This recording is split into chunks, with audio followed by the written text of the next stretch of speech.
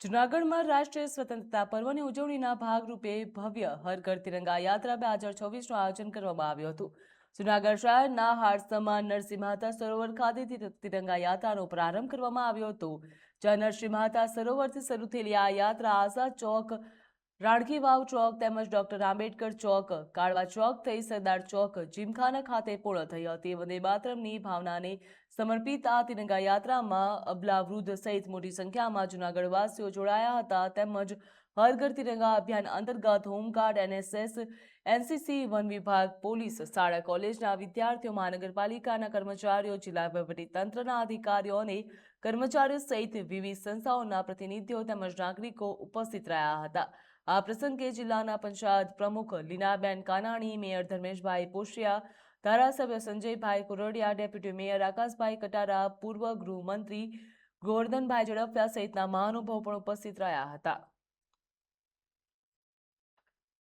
આજે જૂનાગઢમાં દેશ की आन बान शान જેને આપણે કહીએ છીએ, જેના માટે વીર જવાનો આ તિરંગાને લહેરાવવા માટે પોતાની જાનની બાજી લગાવે છે।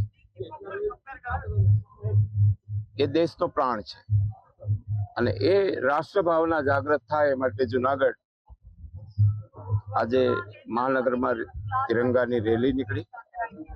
એક સૂત્ર આપ્યું છે દેશના યશસ્વી પ્રધાનમંત્રી આદરણીય મોદીજીએ, આ પર્વને, આ તિરંગા હર ઘર તિરંગા, આ માત્ર 15મી ઓગસ્ટ કે 26 જાન્યુઆરીનો માત્ર પ્રસંગ નથી અને હવે આપણે એમાં સુધારા પણ કર્યા છે કે કોઈ પોતાના સ્થાન ઉપર 12 માસ તિરંગો રાખી શકશે અને એટલા કારણે આ દેશભક્તિનો એક પર્વ છે।